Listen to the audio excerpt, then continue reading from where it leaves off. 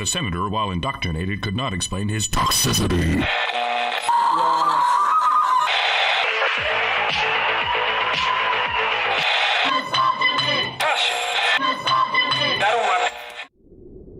Italy? Whiskey?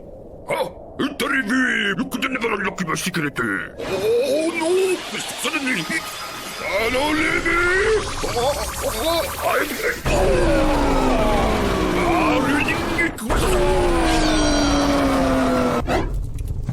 Let's begin.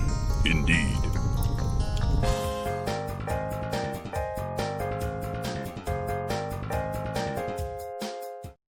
All right, hello everybody, and welcome to Honey Badger Radio. My name is Brian, and this is the Fireside Chat. And with me today, I have a very special guest. I say that about all the guests, but they're all very special. That's the reason. His name is Derrick. Is it okay if I just call you Derrick? Because I know that you put your name out there, your first name at least. If that's what it is, we don't know that for sure. So, but. Yeah, you can call me Derrick if you want. I prefer Brendio, but Brendio, okay. Brendio is your online alias. Is that what it is? Okay. So yeah, Brendio, you described yourself in a video as an incel and an incel advocate. Let me ask, is that still what you think would apply in this case? Where I live, yeah. Yes. Where I live? I don't understand. Yeah. Well, some people are incel because of like their location. I would consider myself to be a volcel outside of where I live, outside of LA in particular. Oh, well, that's interesting. Okay, so why would you consider yourself to be an incel because you live in LA? Well, this is typically because of hypergamy and high population, typically like left-wing urban areas, like examples of like locations that have particularly rampant inceldom because of hypergamy caused by like Marxist and left-wing influence and policies would be, they even affect like average and above average men. It would be like places like London, UK, Paris, Auckland, Los Angeles, Chicago. And an interesting fact though, it would be that like a lot of these cities are like the most promiscuous cities for females, meaning that more women are having sex than men typically. Yeah. So, okay, so to reiterate, what you're saying is that you wouldn't be an incel if you didn't live in a highly concentrated, high population urban area that has a subculture within that area that's kind of far left, kind of like a far left environment that you believe fosters a hypergamous nature in women to essentially behave in a way that they otherwise wouldn't? Yeah, correct. In particularly in like more conservative areas in like the middle America type areas like Montana, West Virginia, maybe even some places in the Bible Belt, etc. And I feel like a lot of men would fall under this category in the incel sphere, even if they don't call themselves a location cell or whatever. So there's actually something called location cell? Yes, there is something called a location cell, yeah. That's funny. So you're an incel, but in your mind, it's not because you're not making an effort or you don't think that you could do well. It's just because you're in an area where even men that are higher status than you would also be struggling. Yes, for the most part, yes. But I would also say that like my looks in where I live in particular, like the standards, like the looks bar is a much higher to get into the door for certain women where I live than it would be somewhere else. Like this is why some people like to use their own like their own examples. Well, I know a guy who's like ugly and short and fat, and he does well. Fine. Yeah, and, yeah. And then like, well, yeah, but where is he from? You know, what was his situation? I want to know like the whole context of. I want to know all the details. They can't just say, "Oh, I know an ugly guy." That's it's very subjective. That's not really a good argument. There's a lot of I see the topic of looks comes up a lot, and I'm wondering, do you think it's a looks thing or do you think it's a status thing for men? Like overall? Like in general, like for example, in Hollywood, okay, sure, in people in Hollywood, are expected to be attractive because it's their job, if they're actors. But producers, like Harvey Weinstein, for example, but so many others, don't have to be attractive, and they actually tend to be more successful. And I mean, just as like I guess what I'm just thinking, like, because I hear incels always talk about looks a lot, and I'm not like in strong disagreement. I'm just trying to understand it, because from my perspective, I think that what women select for, actually usually has a lot more to do with status, unless, and this is the but, unless the environment is such that it encourages not just hypergamous behavior, but also let's say polyamorous behavior, like you can, like hookup culture, like where you can sleep with whoever, no strings attached, just for fun. And then I think it changes the standard by which women measure attractiveness in men, if that makes sense. Right. Personally, I would say that the most important things are looks, money, and status. That's pretty much it. In that order? In that order, looks, money, status. But you are absolutely right that there are many, many, many cases where status highly overvalues looks, and this is typically a thing with many celebrities, many producers, many, even in like an area where certain people are inherently more valued than others. Like, for example, in like Southeast Asia, people say that there's like this meme in the incel world called "Just Be White," where white men can just go to Southeast Asia, and Southeast Asian women have like a higher value towards white men for whatever reason. And that's why they say, oh, just go to Southeast Asia and you can get as many Southeast Asian women as you want, because white men have a higher status over there. Or maybe certain ethnic men might have a higher status in like Los Angeles or London. So they say, oh, well, if you're an ethnic man, just go over to London or LA. That's just that, there are women who, and we don't know like what the numbers are, obviously, but there are women and there are men who they have a taste for the exotic. So when they see something they don't see every day, it's actually attractive to them, especially if that person has an accent, or they just look really different from everybody else, and they could be kind of average looking in their own country, but they go to another place and they actually gain a few points. It kind of depends, though. I mean, I think it depends on how there's a testosterone and masculine, like a more masculine presenting man will do better around in an environment where there are fewer masculine men, or their masculinity on average is like kind of lower. So maybe that's why Southeast Asians have a thing for men that are from the West. I don't know. Yeah, that could definitely be a factor. I think another factor is that a lot of Southeast Asian countries are quite poor, and they view Western men as being more high value in the money status type areas as well. Yeah. Okay, so I'm gonna read super chats, guys. If you send me any, but I do it at the half-hour mark, so in about 15 minutes. Also, please hit like on the video so that it can like get a little bit more exposure. More people will see, what's going on right now. So, okay, so I'm gonna switch gears because I can talk about the incel stuff for a while. I've actually, like I was telling you before the call started, before the show started rather, I spoke to the I think he's like the admin, the main admin of incel.co, and I've had other incels on the show a couple times.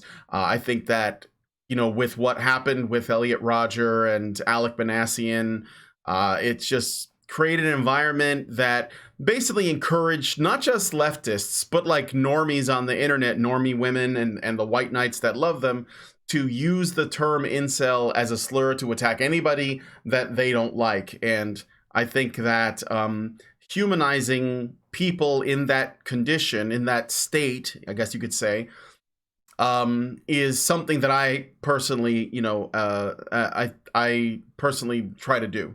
But that being said, you appeared on a panel recently. It was actually aired recently, but you and I talked about this. They actually did the filming for this months ago. For a discussion. It was on a channel called Jubilee, for people who may not know, and it's called Men's Rights Versus Feminism, Is Toxic Masculinity Real? And you were on there with two other people on the men's rights side, and then there were three feminist women on the other side. I guess I have a couple of questions about that. How did they come in contact with you to do that panel? Right. They came in contact with me several months ago, probably like 6-7 months ago. And they wanted to shoot it was going to be incels, not men's rights. It was going to be incels versus feminists. It was going to be a middle ground where it was incels on one side and feminists on the other side. I was the first person who was contacted about this, along with, I believe, Jack Peterson, who is another incel guy who has been on some things. I think he might have actually killed himself recently, which is, Who? don't quote me on that, but Wait. Could you say that again? What happened? This guy, Jack Peterson, who also got into contact with them, I think he might have killed himself recently. He's an incel, he identified as an incel for a very long time. Well, okay, but before you finish that, what makes you think that? Is it because you just haven't seen him around, or? It's like a rumor. There was a police report, I believe, where they said Jack Peterson has gone missing, and then they said that he has been found, but they did not clarify that he has been found alive, which is why a lot of people think that he was, he committed suicide. That he may not be alive anymore. That he may not be alive anymore. Yeah. Well, anyways, as I was saying, I know that's kind of a bit of a That's dark. That's a dark place to go. Yeah. It was originally going to be, as I said, 3 incels versus 3 feminists, and unfortunately, they couldn't find 3 incels who were willing to go on. A lot of them were worried about their losing their job, or something bad happening to them from the appearance, et cetera, et cetera, et cetera. Some of them were just too far away. And so they could only find me, especially in LA. Not many people were willing to go on. And so they decided to change the thing around to a more of a men's rights versus feminist thing. And I was going to be representing the incels on the men's rights side, even though I've never really, I have identified as a men's rights activist in the past, but I wouldn't necessarily call myself a men's rights activist now. Not because I disagree with a lot of the things that men's rights activists do, just because I just view things a bit differently in terms of politically. I view things maybe a bit more harsh or authoritarian, maybe on the more Nick Fuentes side of things, if you know who that is. Yeah, I know of Nick Fuentes. But what does he have to do with gender politics? Well, I guess a lot of incels consider themselves to be more traditionalist, and they view that traditionalism would benefit, their inceldom, because as we mentioned before with the location cell stuff, the more leftist areas seem to be predominantly where most incels come from. If you ask just about any incel, hey, where are you from? They're probably going to say, oh yeah, I'm from Los Angeles. This big city. This big city, yeah. And so a lot of people seem to see that the problem seems to be, Marxism, leftism, et cetera. And the solution in a lot of when you look at the middle America side of things, you see a lot of ugly men who are getting married, doing just fine, getting a job, being able to provide very well, they're making money, et cetera. So they kind of view that, and they're like, well, maybe traditionalism wouldn't be so bad, maybe this would be the solution. Maybe something maybe even more authoritarian wouldn't be the biggest deal in the world to a lot of these people, and even me to a degree. Mm-hmm. And so okay, so to clarify, and we'll come back to that other stuff, but to clarify, as far as the Jubilee thing goes, yeah, they originally reached out to you many, many months ago, and what they had originally had in mind was to do an incels versus feminists middle ground, and they couldn't get any incels except you. So they found some MRAs, or they just kind of took 2 show ideas and put them together and just called it men's rights activists versus feminists because they couldn't find any incels to fit the bill originally. Is that fair to say? Yeah, that's pretty accurate. I would say that it's just they couldn't find enough incels that were willing to go on in LA, and they didn't want to spend money to ship any over from outside of the state. So they decided to get some people who are willing to come on who identified as MRAs. Do you think they couldn't find incels in LA because there were no incels that wanted to out themselves, show their face and their name and all that? Or do you think it's because there genuinely weren't that many incels in LA? No, they got into contact with me. I even got into contact with some incels about it. They just didn't want to go on because they were worried that it was going to harm their status, or their, they were going to get fired from their job, or they were going to, Yeah. something bad was going to happen to them. It probably was going to be a problem. I think that I think that it's fair. I mean, there's plenty of men's rights activist types that don't want anyone to know that they have those beliefs, not because they don't have conviction, but because they're afraid of the social consequences of that. So yeah, I think that's probably right, because I mean, otherwise it would kind of toss out the theory that in big cities there are more incels. Obviously there are. So Right. And would a person, and this is just for clarification again, a person doesn't necessarily have to call themselves an incel or be a part of the incel community, that's sort of like the online community of that, in order to actually be technically an incel. Is that correct? That's correct. If you Okay. want, I can even tell you what an incel is right now. Do you Well, want me to do that? I do. I know what it is, but you can Right. say for the on. Let's see if our definitions match. Okay. I would say an incel is a straight male who wants to have sex, typically in a proper relationship, but can't, not because he doesn't want to or isn't trying, but because of external issues that are preventing him from doing so. You don't have to identify as one. You don't have No. to have a political ideology to be one. You can be a communist, you can be a fascist, you can be a conservative, you can be a liberal, you can be Christian, you can be atheist. You don't have to, it doesn't really matter. Yeah. It's not a political position. It's not a movement. It's not an ideology. It's basically just a state of being, right? Correct, yeah. Okay. The other thing is about that. Oh shit, I had it, now it's gone. Oh yeah, about sex. So I actually have said that I don't think it's about sex per se, but rather about the affection of a woman. And so like the affection and therefore sort of like approval of a female that they are attracted to. I think that's ultimately what they want, because the act of sex, you can just buy that, right? You can just get some from a prostitute, but you're not going to get the fulfillment of, it doesn't feel the same. It's still, you're going to be empty because you're not getting like that affection and that the feeling that comes with knowing that there's a woman that desires to be close to you and wants to touch you, right? You're like you get that. I think they call it it's like if you go a long period without human contact, it can be like psychologically damaging and emotionally damaging. Is that fair to say? That is fair to say. Yeah, many incels, I think they even did like polls on the forum to people who identify as an incel. And it's typically around like 60 to 75% of incels don't just want sex, they want a meaningful relationship, typically, Yeah. like a girlfriend or a wife or something like that. Yeah. The sex is basically just like a stamp of approval, you could say. It's like saying, yes, this is official, right? Like I am getting acknowledged.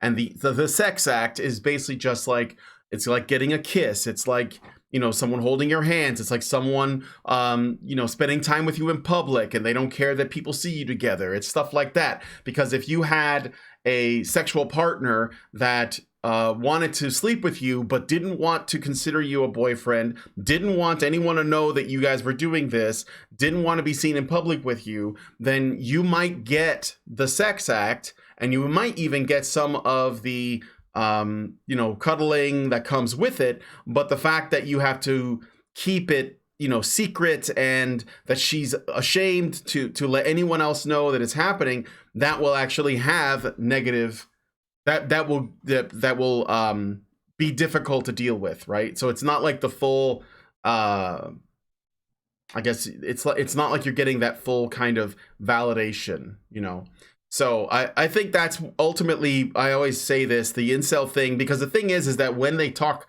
badly about it in the media, when I think it's Savage, the guy who does the show Savage Love, he was on Bill Maher, and I think this was either right after the Alec Manassian thing or right after the Elliot Rodger thing, and he was talking about, he's supposedly an expert on sex, so like a sexpert, I guess as they call it.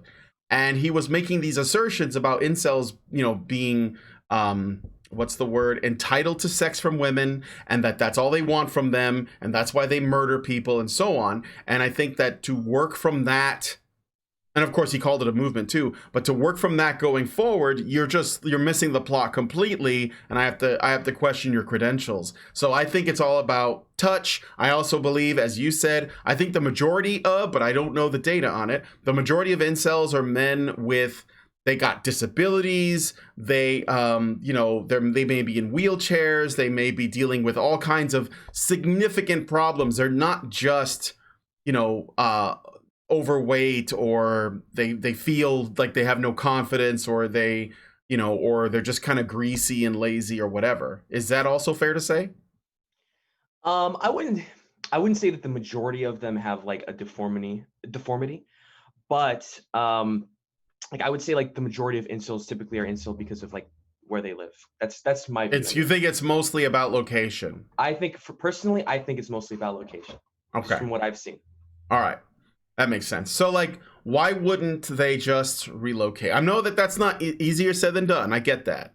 But I'm curious if that's sort of like one of the goals that, incels have, is like, well, I should move to a different place. Like, my wife and I live in Chicago. And when I was here, I did pretty good, I would say, but when we traveled, I've done some road trips where we go up to Canada a lot. And when we travel, I have to stop in smaller towns. I mean, just about every town on the way to where we're going is smaller than Chicago. But when I stop in, like, we had to spend the night in Fargo. And Fargo is a known city. People know about it, Fargo, North Dakota. But it is a lot smaller. And the people there were super nice. And that's one of the things that I think that's one of the things that we're ultimately talking about here. It doesn't just change women when you're in a large metropolis. It changes everybody. And when you're in a smaller town, people seem more interested in who you are. Like, that's just my experience, No, I completely agree. Like when I was younger, I traveled a bit around America with my best friend. And I'm going to admit, when I was younger, like when I was 18, 19, I did, from my perception rather, I did hate women when I was younger. But then when I traveled around a bit, I got to see people from different walks of life and such and such. And then I met girls from, outside of LA. I realized, oh, women aren't actually bad. It's just women where I live who are the problem. And I started to like see things from more of a clear, like a more balanced perspective. And I realized, oh, like the world isn't really that bad. Just certain places in the world that are the problem. And I feel like a lot of incels, like there are some incels who say all women are like X, all things are like X, all X are like X. And they're saying that in, like, from their perspective, from where they live. They're using these all-encompassing words, but what they really mean is that where I live, this is what I'm experiencing. These bad problems are maybe something genuine that they are experiencing, but it's probably just where they live predominantly. Mm-hmm. Mm-hmm. What about, so explain, because you were telling me about this. You don't actually look the way that you did in this video, in the video that I'm showing the screenshot from. So what's changed? Well, I mean, I've lost more weight. I've gotten a haircut. At the moment, I do have like a mustache and a beard. I was actually going to shave that because I have work tomorrow. Oh yeah, I have a job now. I didn't have a job during the video. That makes sense. You still have that sweater? Oh yeah. I mean, the jacket. Yeah. Yeah. I still have that. Yeah. Yeah. And what brought that on? Was that something you were doing on your own anyway? Like that change? Oh yeah, dude. I've been working out for years. Like, funnily enough, during this video, I had already lost 100 pounds. I used to be 100 pounds more obese before this video was even shot, and then I lost even more weight by just doing cardio and bit of other workouts, mostly cardio. So is it just exercise you were doing? No dietary changes or anything like that? Oh no, I was also like eating, maintaining a diet of like under 1,800 calories. I'm more of like one of those people that just believes in the less you put in, the more will come out, basically. Okay. I was just wondering, like, we're doing the low carb thing here because my wife is big into carnivore diet, and it's working for her. So, But anyway, so yeah, that's great. And so like a haircut and you got a job. Since this video's come out, have any of your prospects changed at all? Like, do you get women reaching out to you or anything like that? Because I asked this because, do you remember the Bagel Boss? Do you know who the Bagel Boss is? Yeah, I know who he is. Yeah. Okay, so the Bagel Boss, for those of you guys who don't know, he was that really short guy. There was this viral video that came out where he was in a bagel shop and he was this short Italian guy. I think he was in New Jersey or something, and he starts a fight with a dude just because, it just sort of starts in the middle. He's got the very short temper, and he basically talks about how angry he is that women don't find him attractive on dating sites. And he actually lists off some pretty, I would say they're pretty red pill things about, how women judge men by their height and so on. He gets ends in a tussle and everybody's laughing at him. But then he finds this woman. She looks kind of like a stripper, but it's okay. Like, he finds this woman and they start making videos together and stuff. So it's actually pretty interesting. So I was just thinking, since because you didn't just do this video, you did another one that came out just before this one. I believe it's called I'm an Incel, Ask Me Anything, and it's on the same channel. Have you had any women reach out to you or anything like that?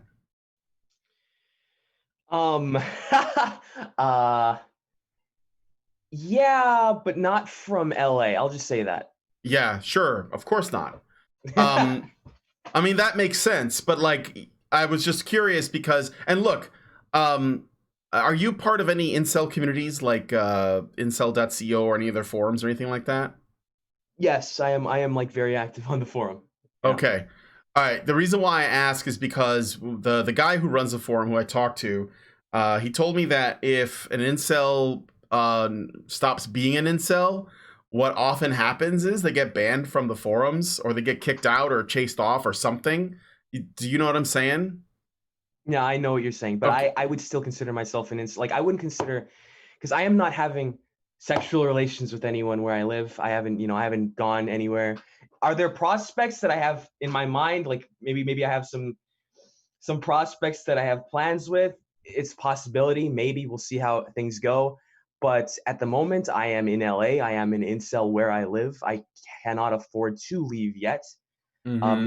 Maybe when I do leave, I will not be an incel anymore, and maybe I'll even get married. Who knows what'll happen? But at the moment, I am an incel. People might take certain things that I say out of context and say that I am not. Maybe they'll say that I'm a volcel, or there were certain things that I said in the past where when I was younger, I said that I had 3 girlfriends, but that was out of context because I said I had 3 girlfriends online. They were internet girlfriends. They were not real.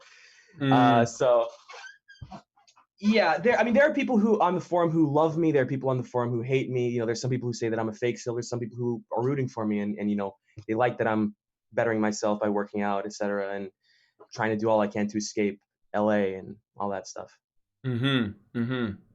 Okay. Okay, before we move on, I'm going to read the super chats because I said I was going to do it at 7:30. I only have 2. Rico Champagne gives us $2 Canadian and says, it's a Gundam video. I have no idea what that means. Rico Champagne gives us another Canadian, $2 Canadian, and says, they could be a 10 out of 10 or 10/10 paid pedo. Again, I don't have the context. But thank you for those super chats nonetheless, Rico Champagne. If you want to add some context to both of those, I know who It's a Gundam is. I watched some of his videos, but if you want to add some more context to the comments, tag me in a post, and I'll see if if it's something I should respond to. Okay, but anyway, moving on. How do you feel about the video now that it's out? Specifically the Men's Rights versus Feminists video. Right. Well, I've seen the video, and I obviously I was there as well. Yeah. And I can remember certain things that I said, certain things that the people who were on with me said that were cut out completely, that were edited out. There are things that the feminists said that were also edited out that might have portrayed them in more of a hostile light or maybe more of a negative light. And I believe I'm sorry, I can't remember his name, but who's the French guy? Was he French? With him? No. You're talking about the Turkish guy. He's Turkish. yeah, his name is Christoph Petgaz. I've met him. I've had him on our show multiple times because he's you know, he's an actual MRA, you know. So he was actually doing work in the field, and he got screwed over by the University of Southern California. He's a Title IX warrior. I mean, you know, he's very active. And but you were gonna say about Christoph, right? Like he was very good during the actual, like when we were there during the filming. I said some things, I argued some things that they also cut out, and these things that he said and I said, they were just gone. Luckily, he did record he did have like a little secret recording, and he did upload a unedited version. The audio is a bit messed up, but am I still live? Yeah, you're still alive. Yeah, we're good. Can you hear me? Yeah, sorry, my computer just glitched out a little bit. Okay. But yeah, so he recorded the audio of both of us, the unedited version of the Middleground, and I believe he uploaded that to his channel. And it's the audio is, as I would say, the audio is a bit hard to hear sometimes, but you can still hear some of the weird things the feminists said, some of the things that we said that were cut out that might have portrayed us in a better light if they had aired those things. And so that would be like my main gripe with it, is that they cut out certain things. And that would be my main gripe with the AMA as well. Yeah. Is that they cut out certain things from. Oh, really? Well, the AMA portrayed you pretty, I would say pretty sympathetically. I would say that it was pretty sympathetic. I would agree. And I would say that's because of how hard I tried to make sure that I was optical.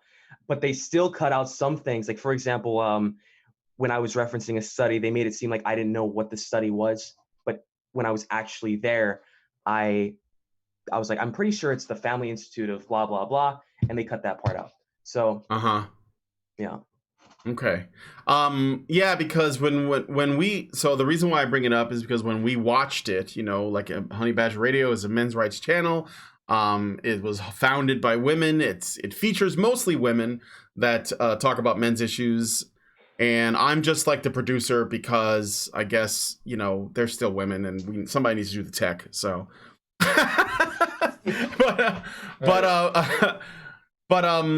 yeah, so like we saw that, and when we saw the 3 MRAs, we only recognized one of them. And I didn't really take that as anything, because I figure, well, yeah, sure, I'm sure that there are other MRAs out there that I've never met that, you know, are doing great work. But when you sat there and said that you were an incel, my first thought was, why is he here? And so, and I think that was what a lot of people thought. And it's like nothing against you, but it seems really misleading for Jubilee to say this is men's rights versus feminism, and they put an incel in there, because I think that the goals of an incel and the goals of the MRM, the men's movement, are not the same. I mean, there's there's probably overlap. I believe there is, but I don't think that they're the same. Do you think that that's fair for me to say? Yeah, that's fair. In fact, I would only say that there was actually one men's rights activist, because we all talked even on the show, and the only one who was the men's rights activist was Christoph. Like we made that very clear. The Asian guy. I'm sorry, I'm really bad with names. The Asian guy. Zach. His name is Zach. Yeah. Zach. I'm sorry. I'm like, my name. I'm really bad at names. Yeah, boy, Zach. Yeah. Zach. He said he was not an MRA. He was a traditionalist, and I said I am not an MRA. I am an incel. I am also a traditionalist. Probably even more traditionalist than Zach. And Christoph was the only one who was explicitly an MRA.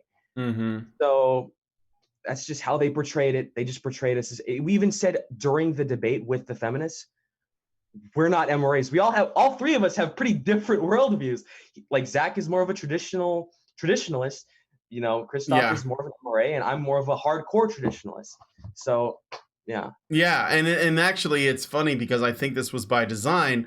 If Jubilee puts a couple of traditionalists in there with the MRA, even if you guys clarify to say, look, you know, we're not MRAs, our views are different, we may be like in the manosphere to some extent, but a men's rights activist, an incel, a MGTOW, a red pillar, a pickup artist, those are all different things, and they have different goals, and a lot of times they bump heads too. Yeah. But I think the goal that Jubilee accomplishes, because I do think that they have bias, is that they get to sort of throw the MRM into the camp of traditionalists, even though a lot of MRAs I think if you're an MRA worth your salt, you have criticisms about the traditional model because I think for a couple reasons, and maybe we can get into it a little bit. I think the traditional model is still, it could be a working model in certain parts of the world where the man and the woman both agree voluntarily that this is the path they want to take.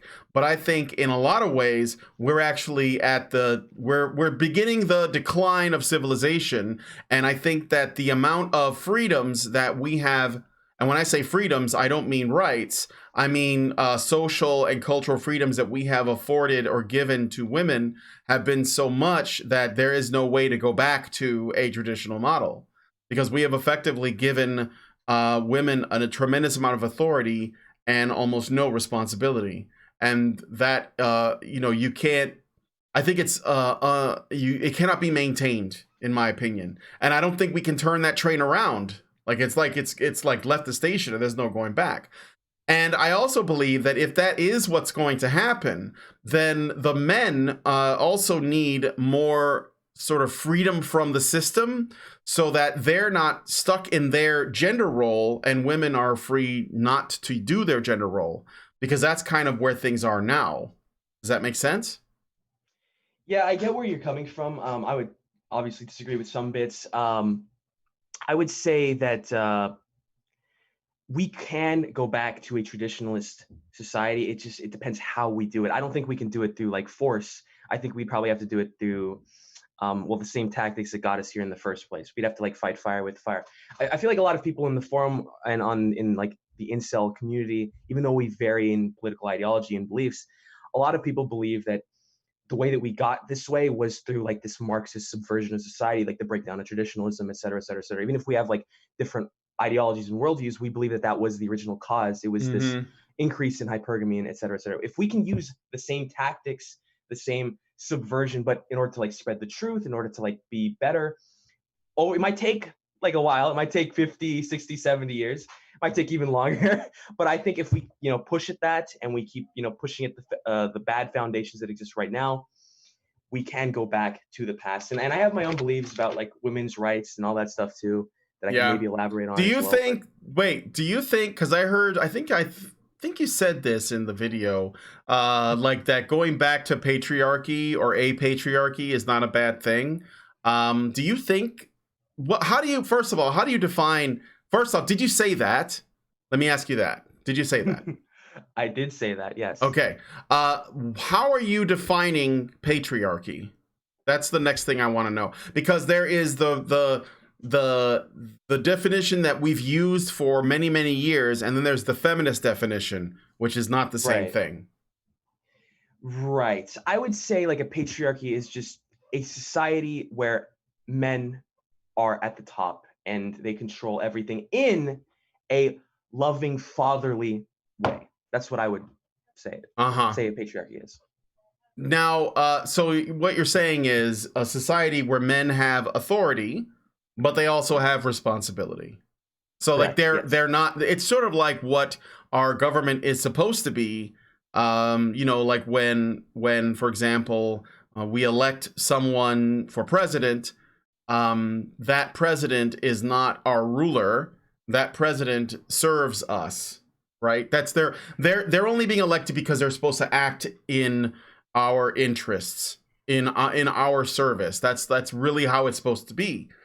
And we know when we elect a president or, anybody that you might elect, prime minister or whatever, that what you're doing is you are saying, I'm going to give you the greatest amount of authority. And what I'm asking in return is that you don't use that against me. So that's what I'm saying is that you're supposed to be responsible for your constituents, right? So in your idea of a patriarchy, you are basically saying that men will be in charge, they will have the power, but with that will come the responsibility of taking care of society. Does that make sense? Yes, correct. I would say that a patriarchy is more of a like a father taking care of a family than a slave owner taking care of slaves or dictating to slaves in a hostile manner. It would be Uh-huh. much more of a loving, much more of a responsibility-driven society than a dictatorship. Even though some people would consider it authoritarian, which I would agree, it probably would be authoritarian, but it's a different kind of authoritarianism.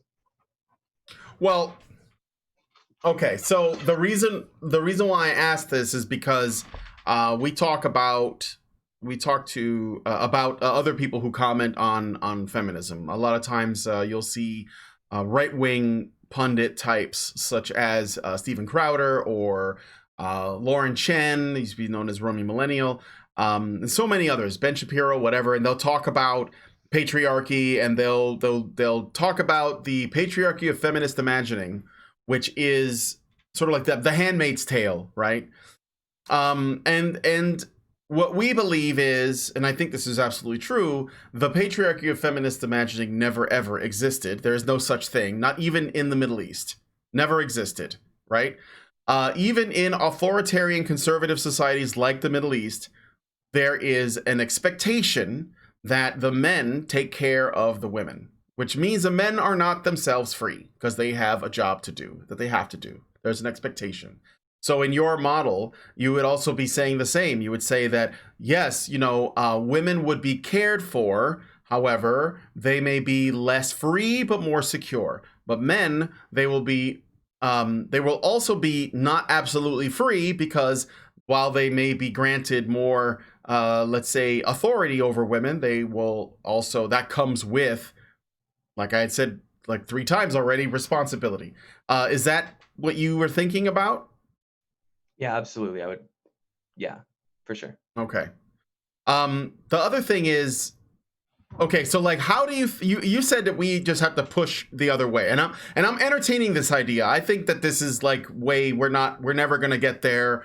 And it's not because I'm a pessimist. I just think that what would have to happen is I would have to hear from the silent majority, and women. You are basically asking women to give up the amount of power that they currently hold.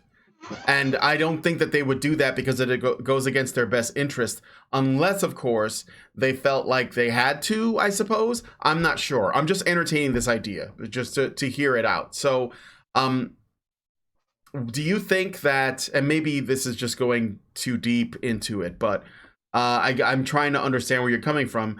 Do you think that the current men's issues, because I know that you were at the conference and you talked to Christoph and he talked about his beliefs and where the issues are. Do you think that in what we'll call a soft patriarchy, because I heard Turd Flinging Monkey describe it that way, which is what I think you're talking about, would address the issues that men currently face, such as high suicide rates, homelessness, family courts, circumcision, workplace deaths, etc.?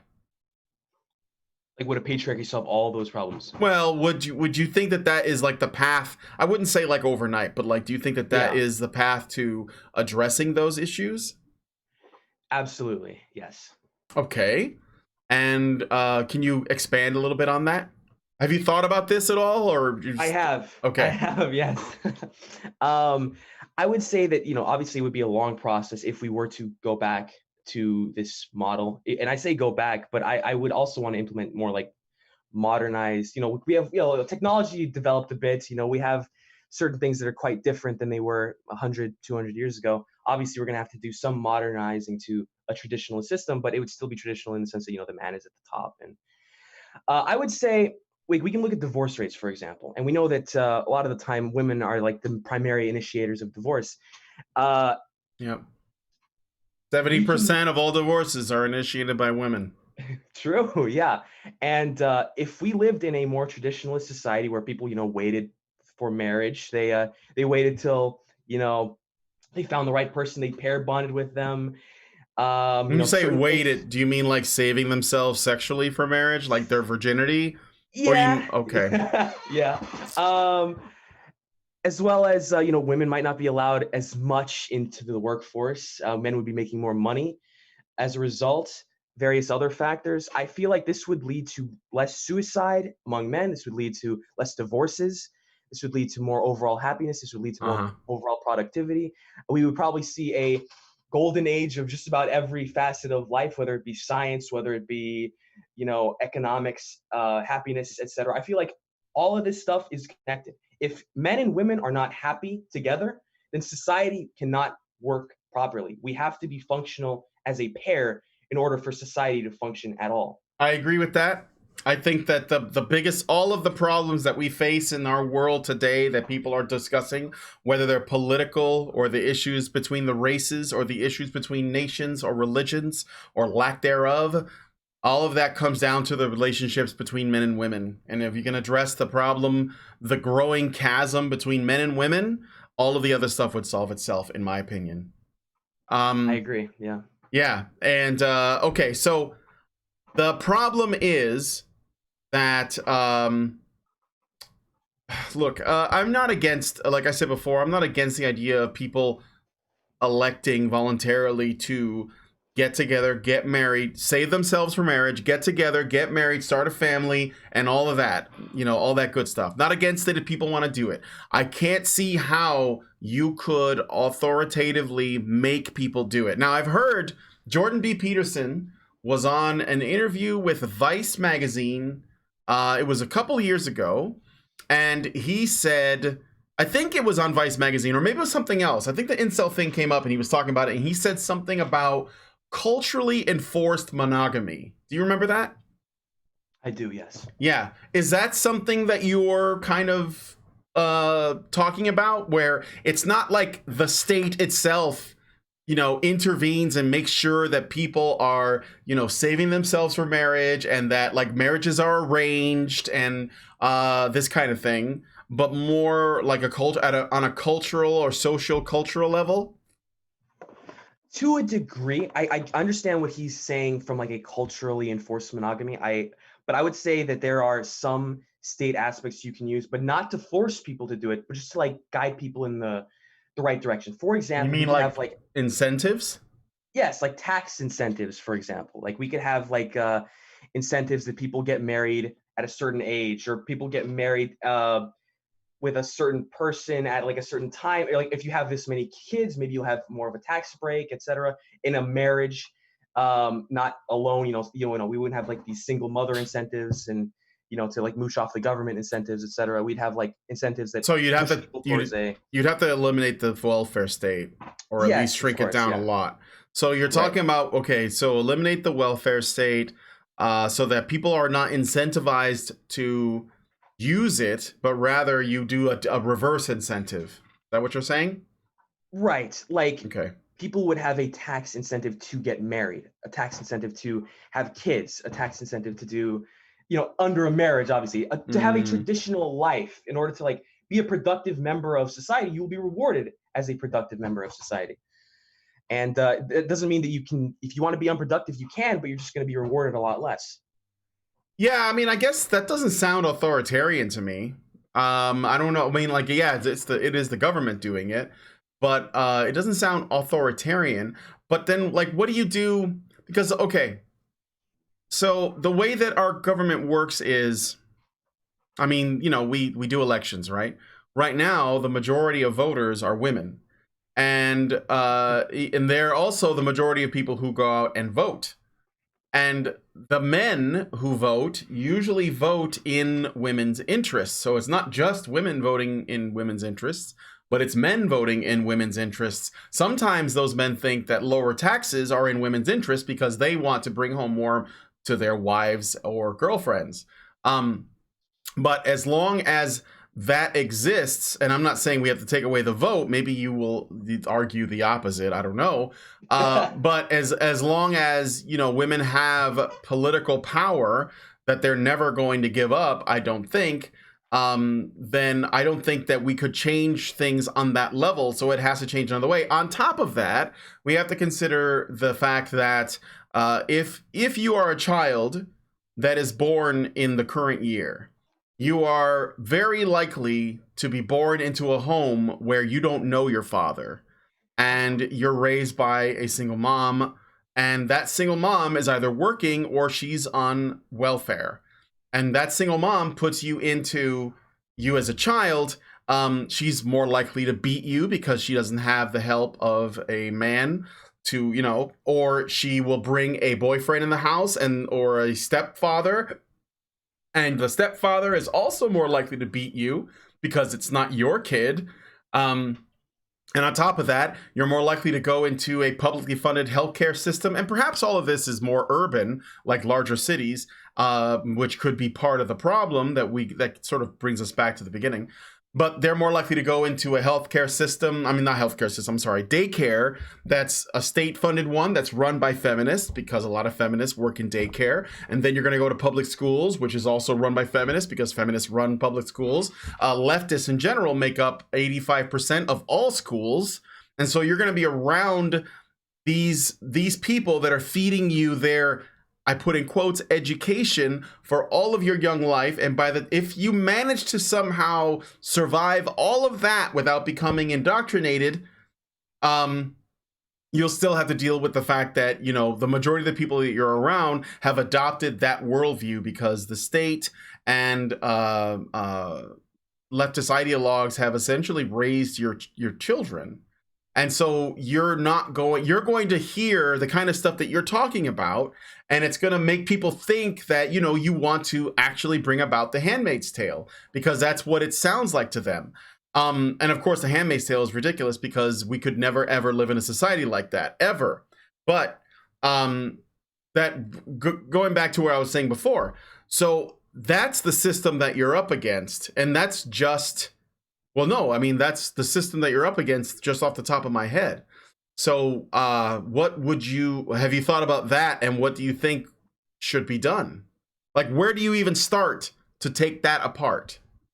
I know exactly what you're saying, and I know that this is it's a very scary system. It's almost like blackpilling, you know, it's almost like overwhelming when you see like all the people that are against men and are against traditionalism and are against all this stuff, like how feminism is just ingrained into everything, and all these different things are just ingrained into like the public school system, all of it.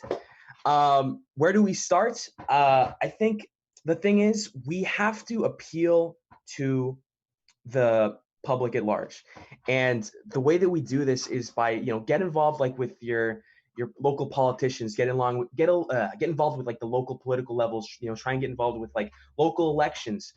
You might have a worldview that maybe you can't completely tell people about, but you know what will make things better because you've seen what makes things worse. And maybe just try and push things in the right direction, push things towards the truth. Because a lot of people have been pushing things to the wrong side of things, like feminists and Marxists, etc. They've been pushing things, we did not get this way overnight. They were pushing this stuff in universities for decades. They were pushing this stuff in like the school system for decades. Yeah. They're pushing it in the governments for decades. Exactly. Etc. Yeah, no, for sure. Like that. What's his name? We knew about this. We were warned in the 80s by I forget the guy, the ex-KGB guy, but he said that, you know, by this time it's going to be nearly irreversible, and even if it is, it's going to take at least a generation or more to do that. Because you would have to literally unlearn all the bullshit that you have learned. Absolutely. And that's the thing. We need to use like the KGB tactics. We need to use these Marxist tactics, these extreme tactics. It's going to take a long time, but there are people who are doing it in even all the way up to the highest levels of government. There are people who are trying to influence things into the right direction, but it's going to take a very, very long time. And if you want to get involved with it, you're going to have to get involved with, you know, the political system. You're going to have to get involved with the people that you may not like. You might have to join certain organizations and try and like change it from the inside, try and influence people to the right direction. It's kind of, it almost seems like nefarious, but if you're doing it for a good cause, if you're doing it for like the right reasons instead of like the bad reasons to make everything worse, if you want to like genuinely make things better, this is what you're going to have to do. And unfortunately, it's like a very blackpilling thing to say. It's not going to get better in like 5 years. It's not going to get better in 10 years even. It's going to take a long time to get better. I would say like in the most optimistic point of view, it might even take like 60, 70 years for things to undo itself if we are able to push the hardest we can. Yeah. And we're going to have to push really hard, and we're going to have to influence a lot of people over many generations. Yeah. And I think what really helps too is making sure that the young generation is aware of what is true. Like, I'm a young guy, like I'm 22, and I was influenced, I guess, primarily by the internet. And I know a lot of people in my generation have very similar beliefs to me. Are you like are you a Gen Zer then? Yeah, I am. I'm a Zoomer. Yeah, I'm a Zoomer. Yeah. Okay, all right. I thought so. I think I called you a Zoomer in the beginning. But yeah, that's what I figured. Okay, but go ahead. But yeah, we need to influence like the youngest generations. And I know like some people will say, oh, they're trying to corrupt the young, but it's like they corrupted the young. We're just trying to undo the corruption that they've done. Mm-hmm. So yeah, and look, also when it comes to the women's rights things, yeah, I guess I guess I would say that women's right to vote was a mistake. Bit of a controversial thing to say, but I mean, I can get into why. I mean, I can get into no, we've talked about it. I'm telling you, like, I don't want to, but I can't find fault, at least with the idea that when we gave women the vote and we didn't ask them for anything, to put anything on the line, and we gave men the vote, but it was conditional, like that they had to be, available for conscription. I think that right off the bat, we were dealing with a situation where we treated two groups of people as different. We gave one person something for free, and we gave another group of people something on a condition. I think that that's something that is, you cannot deny it. It's absolutely true, and it's just an elephant in the room that no one wants to talk about because they're afraid to say that women shouldn't have the vote. And I'm not openly saying that women shouldn't have the vote, but I am saying that if women are going to have the vote, we should consider that should come with some cost that is proportionate to what we expect from men, because that is exactly the way things are.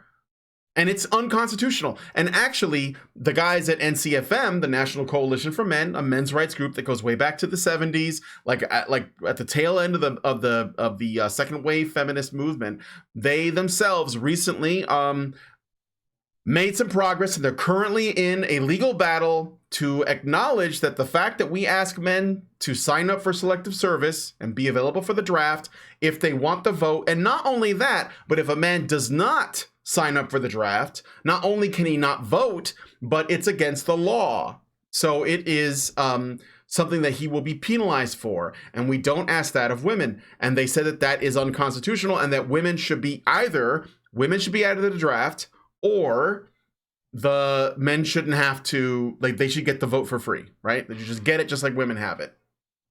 Right. Now, I personally don't think, and this is something that I've been thinking about, and this is not to do with men's rights. So the opinions of Brian Martinez do not necessarily represent the opinions of Honey Badger Radio, nor Alison, Karen, or any other affiliates to HBR or the men's rights movement. But in my personal belief, voting is not a right.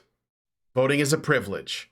And that's what I think. I think that when you give the vote away for nothing, you invite people with no skin in the game to vote for whatever is in their self-interest. And I believe that it's not a right. That's my belief. I'm open to having my mind changed on that, but that's what I think. And I think that the sooner we acknowledge what rights are, like what that word really means, and we all have to like get on board with the objective reality of what a right is and what a right isn't, then all of this stupid shit that people are talking about in these presidential debates about what rights are, what's a human right, what those things are, would be thrown right out the window, because the only things that you actually have a right to are things that you should be free from.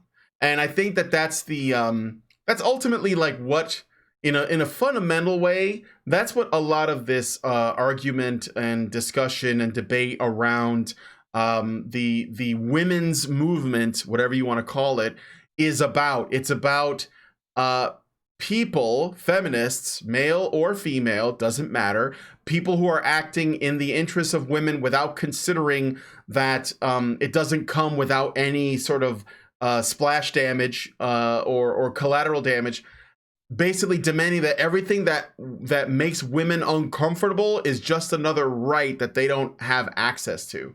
And that is just not the way to build anything. That's how you tear everything down. So, my beliefs.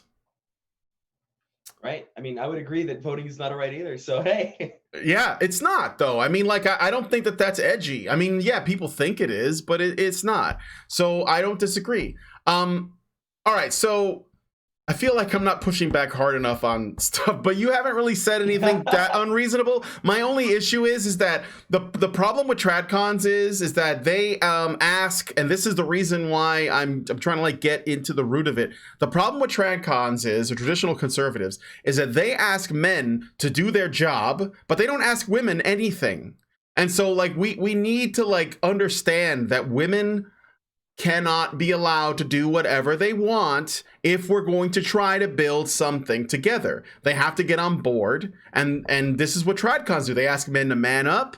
They ask men to stop crying. This is why they go after the men's rights movement sometimes. They say, oh, those guys are just the male version of feminists. They're just crybabies, whatever. And we're talking about stuff that's real. We're talking about suicide. We're talking about circumcision. We're talking about homelessness. We're talking about workplace deaths. We're fighting against feminism because feminism controls the conversation around gender globally. Like, no matter if anyone talks about gender anywhere in the world, they have to do it in the feminist framework because it's the only framework they know about, unless they go out of their way to learn something else. And that goes for leftists who are obviously feminists, and they believe that women are hard done by and men have privilege, and men have to give up all of their resources because ultimately that's what they're asking for in order to make women's lives more comfortable. But to a lesser extent, but to an extent nonetheless, the conservatives do the same thing. They still say that men have a duty to take care of women. And they still believe things like, you should never hit a woman, and you should, that they tend to sympathize more with them. They just don't like feminism because they think that feminism brings out the worst, attributes in women. It brings out the worst in them. It politicizes the genders and all that. But ultimately, if you got rid of feminism, we'd still be dealing with gynocentrism, which is ultimately the largest obstacle. So this is why I'm wondering about this is my main issue with the let's go back to the traditional model, because I think that ultimately it's a raw deal for guys. Well, I would say what you are identifying as like conservatives or like traditional conservatives, I would probably consider them more on like the guys that say, oh, you need to just man up, just whatever, blah blah blah. These guys are like, especially like the mainstream conservative, like the neocon types, like the conservatives that you see on TV a lot. Yeah, I wouldn't really consider these people to be traditionalists or conservative, because I would say like a lot of traditionalists, like a lot of the real traditional conservatives, are trying to build up young men, especially young men who are suffering, and they're trying to tell them that just don't just pull yourself up from your bootstraps, take a cold shower. They're not saying anything like that. They're saying we get that you're suffering, and we're going to try and do things. We're going to try and make things better. And we're going to like try and lead you to a path that'll make things better. So I would agree that like a lot of these conservatives that you see are not really bringing their best either. I would disagree with the majority of the people who label themselves as conservatives. I wouldn't even consider them to be conservative. I mean, what are they conserving exactly a lot of the time nowadays? Yeah. So are you more like a well, finish your point, and I'll ask another thing. Well, no, I would just say that, like I was saying, just these conservatives are not conservative. I would just say that. I'll just leave it at that. All right. So you're basically just delineating between what's an example of these sort of like pull yourself up by the bootstraps, stop crying, man, and get in there and deal with women. They're crazy, but whatever. Who would you say would be like some examples of those kinds of tradcons? Like some high profile person. Right. I mean, I guess like a lot of the like a lot of the Fox News type people that you see on TV, like a lot of the Fox News, not Tucker Carlson, the other ones. Like what's the guy's name that like he's not on Fox anymore? I'm so bad with names. Sean Hannity, or what's the other guy? The guy with no hair, I forget. The guy with no hair. Right? Fuck it, we'll do it live. That guy. Yeah, that guy. Yeah. Right. Yeah, he'd be like that type of guy. There's also like the Turning Point USA, they're kind of more on that side of things as well. It's just like a lot of these conservatives aren't really conserving anything. They tell men, they give men really bad advice. So did the left. But well, the left essentially asks the same thing that the conservatives do, except that the left doesn't give you any credit for doing it because they think that you're just trying to absolve yourself of the original sin of being born a man. And so it's basically the same. They're asking you to do the same thing. They just don't want to give you credit for it. At least conservatives will, they'll when you die from killing yourself, they'll like put a little tombstone and fire some guns off and give you a medal or something. Yeah. Bill O'Reilly. That's the guy. Bill O'Reilly, Bill O'Reilly. Yeah. All right. Well. Okay, so I got another super chat. Mr. Roboto gives us $2 and says we need to keep it to equality under the law, male or female. Well, yeah, absolutely. I mean, if we don't do that, then I think that's sort of like that's one of the biggest problems, right? Equality under the law. That's what MRAs are fighting for. At the very least, if we can do that, the cultural stuff. That's like a different battle. It's like harder to fight because the lines are less clear. So, well, like I would argue when it comes to like equality under the law, we don't have equality under the law with children, right? We're not considering children. I've seen that. You said that in the video. So you're saying that are you saying that women should have a similar set of laws that apply to them because they're women that's more along the lines of children? Can you give me an example of that? Because I don't want to, I'm not going to yell at you and say, I don't need you to protect me. I just need you not to harm me. Right. Yeah. Like I would say we don't allow children to work until they reach certain conditions. We don't allow children to vote until they reach a certain age. We don't allow children to do various different things. We don't allow them to consume certain things. We don't allow them to partake in certain activities. We don't allow them to do et cetera, et cetera, et cetera. We could have these same rules for women. I'm just saying. Legally. But like when children reach a certain age, they are allowed to vote because they're no longer children. So are women going to be in a perpetual state of childrenhood or childhood? I would say that there are certain criteria that a woman could reach that might allow her to join the workforce under certain contexts or allow her to vote under certain contexts. She'd have to reach a very certain specific criteria in order to do those things. Okay. Maybe not necessarily reach a certain age, but like maybe she'd have to be like married with 3 kids before the age of 25 or something. I don't know.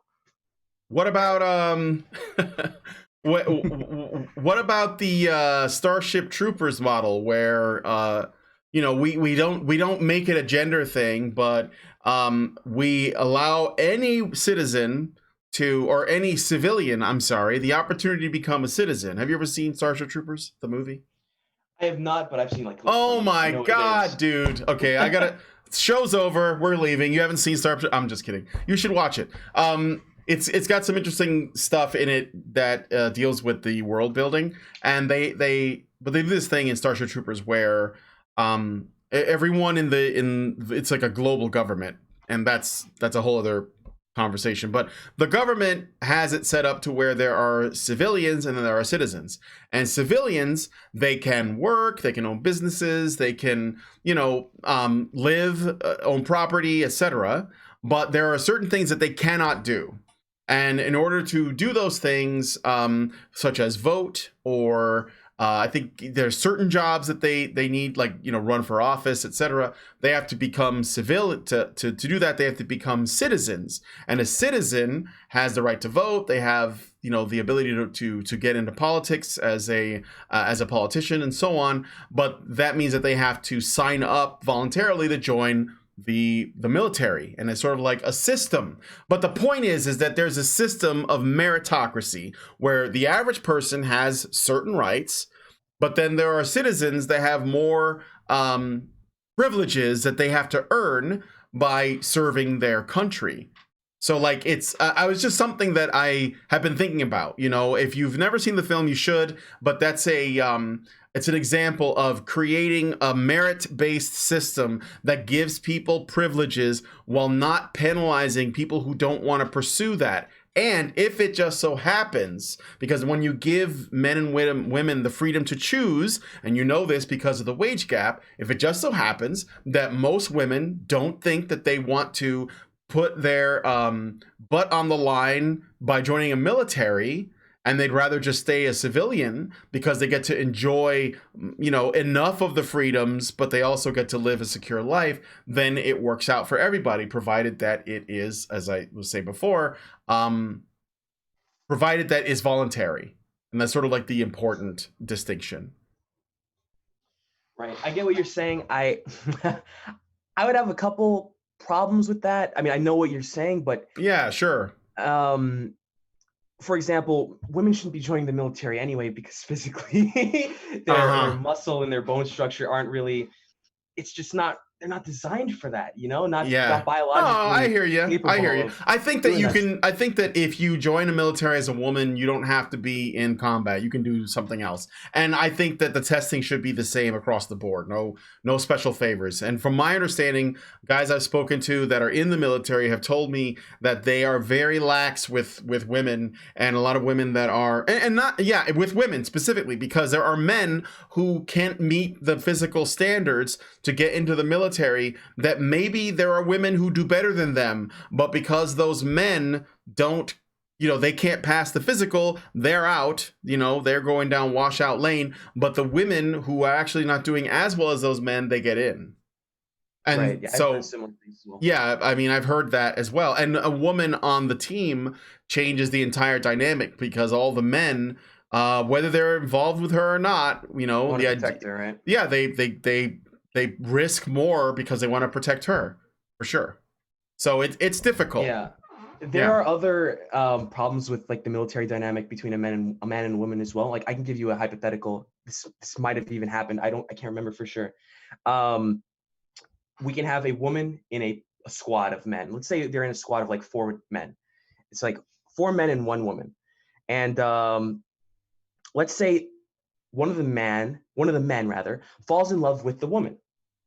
And then later on, he finds out that the woman cheated on him with another man in his squad. Let's say they get deployed onto the field. Maybe hypothetically, that man has a friendly fire incident with that other guy. Do you know what I mean? Yeah. These kind of situations do happen. Like men do get violence over competing for another man for a woman. And this is why women should not be in certain areas because it might cause so in your ideal society, because like I said, the videos that Jubilee put out, they distort the truth. They distort what people are saying, and this is why I wanted to have you on, because I'm also going to have Zach on. I want to find out what his views are.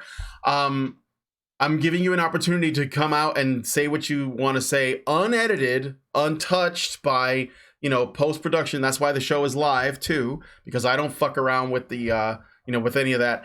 In your ideal society that you want to create, that you think would make everyone happiest, to what degree will women's freedoms and men's freedoms be limited? What would that look like? This might take a while. Do we have time? Yeah, we got time. Yeah. Okay. I may interrupt you to like elaborate stuff or like, but go ahead. Sure. Well, this is where I'd be coming from in terms of like rights. Men and women are like vastly different mentally, physically, and of course biologically. Like, look, I'm not the type of person who believes men and women should be enslaved by any means. Like, I love men, I love women. However, this doesn't mean that they do not have too much freedom and power, and as a result have caused problems for society. I do not believe women on average have the mental capacity to make logical decisions on politics, especially when there are plenty of examples of women changing their political views based on what's trendy or what their partner says. Women are like heavily driven by authority when it comes to making decisions, whether that authority is cultural authority or a more personal authority. It's a very emotional way of thinking and making decisions. And it reminds me of how children make decisions. look, like the average human male, I believe, has around like 23 billion neocortical neurons, while the female brain has about 17% less, which I think is like 19 billion, I think. And this matters because these neurons are what is involved in higher functions such as sensory perception, generation of motor commands like spatial reasoning, conscious thought, and language. For context, like the African elephant, I believe, has like around 11 billion, and like a chimp has like 5 to 6 billion. And you can like look at, you can look at like data collected on this at, I believe, the what's it called? The Neurological Research Laboratory of like Copenhagen, I think. And there's like also the Complutense University of Madrid. And I think there was also like some university in South Florida that conducted and collected all the data on this. Like biological sex and age are like the main determination of the total number of neurons in the human neocortex. Children on average have, I think, a lot less. And than an adult. I know they have a lot less than an adult. And it's why you have a fine memory or recollection of your childhood. You may have noticed that a sort of blockage or lack of full potential in your perception compared to how you are now as an adult. And women think like this. Women have less neurons, and as a result, they aren't thinking as clearly. They aren't able to make the same decisions. Now, it's not just less neurons that influence this behavior. Spicy. It's the influence of estrogen on decision making as well. And before I even go into how estrogen can affect females, let's take a look at how male transsexuals who take estrogen or other hormone replacement therapy, they often feel the natural urge to get pregnant, something a biological male normally would never feel. This is in and of itself proves that certain chemicals can affect and influence your wants and desires, as well as the way you make decisions. Women have a much higher average estrogen level, and this combined with less neocortical neurons is an admixture for making bad logical decisions. Yeah. There is more I could get into on the biological front as well. For example, like dysgenic traits that have been bred into women over thousands of years because of how they evolved, or in many cases devolved, at least in the context of a civilized society, which forced advanced cultures of the past to almost create a form of natural eugenics to reverse the damage done using a type of human domestication using traditionalism through patriarchal means. Now, when I say something like this, I know a lot of people immediately will jump at me and say like, oh, he's a sexist. This is why I'm an incel. But no, I think the same thing about children. Like, do you think children would be better off if they were given less restraint, the right to vote, full sexual liberation, full access to the job market? Of course not. Children would be used as sex toys, as pawns for the corporate elite, just as women are used now in the current age. And if nothing changes, children are already being used as exactly sex I would objects agree. and pawns for the corporate elite. I mean, but anyway, go on. And I agree. And if nothing changes, it's going to just get worse for not only women but children as well. Like it's going to be like Weimar 2.0 coming to a city near you. And this is why I believe in a traditionalist patriarchy, not an abusive patriarchy, not a patriarchy where women have no role or purpose and suffer. On the contrary, I want a patriarchy that allows women to fulfill their role and allows women to have a purpose, to live happily as they did in the past, and in turn allow men to live happily and allow culture to progress in a stable fashion as it did before the destruction of the family and widespread Marxism rooted into every institution. So I don't believe in treating people equally. That's kind of absurd, because imagine saying we should treat children the same as adults. That's equally absurd. But if I say we should treat children with care and love and not give them this rights. What about fairness? Would you say that that's like, is there a difference between equality and fairness? I suppose it would depend if you consider, like, would you say that you treat a child fair if you're treating the child like less equal than an adult? Yeah, I think you can be fair to a child without necessarily giving them the same agency that you would an adult. Sure. And would you say that's because they have less agency, so you're treating them fairly based on like how they are as a human being with their like capabilities in hand? That's basically what I would say. So yeah, you're just extending that to women, but that doesn't mean you won't be unfair to them. Yes, exactly. I am extending that to women, and that does not mean that I would be unfair to them, or that society as a whole would be unfair to them. All right. Like, I care about children just as much as I care for women. I know that's kind of a weird way of saying it, but look, I care about everyone, and I want the best for everyone. And I believe that from the data that I have seen biologically and societal, cultural, all these different political, I believe that this is the way to go. We need to remove certain things. We need to go back to certain ways. We need to just do things a different way. Well, I could not hear you over the sound of fucking white male, but I think that you probably made a point. I'm kidding. I do have another super chat. Mr. Roboto gives us $5. He follows up. And he says, M or F based on te job have to be on te front line. No special treatment except pregnancy, etc. Second gender segregated units as a model and or a choice. Oh, okay. I see what you're saying. I was just written really. I guess you ran out of characters and you had to like do some stuff to make it fit. Thank you for the super chat, Mr. Roboto. Okay, so you're not a men's rights activist. No, not really. Do you and so you were because the stuff you're talking about is stuff that we don't really talk about because we're sort of like, I see what you mean, and I guess I have to wait and see how things shake out. I disavow this gentleman. Right. But seriously though, it's not really like our number one concern, even though we do see that we're in we're looking at the collapse of this, say, age of civilization. And this is how it usually starts. But I know that I come across as pretty black pill, but I will say that us living in the information age where we can exchange ideas at such a rapid pace and to so many people is I think that that's a silver lining in the dark cloud. I think that we can change course. It's just a matter of where we change course. And I think that's where you and I differ, because you have a certain model that you think would be the best, and I'm skeptical of that model, but I don't personally have a problem with it. It's just that my focus is on the men's issues in the here and now. And I think that if your model is, or your ideas are the best, if they are the best ideas, then I think that we will arrive at that conclusion. So perhaps you're ahead of the curve and we're just not aware of it right now. But, the men's movement already has a really hard time trying to be taken seriously because feminists and social justice warriors, I mean, they're all feminists. I'm just going to call them feminists or social constructivists. They have an interest in making sure that what we want to talk about and the issues that we raise are ignored, dismissed, or even demonized.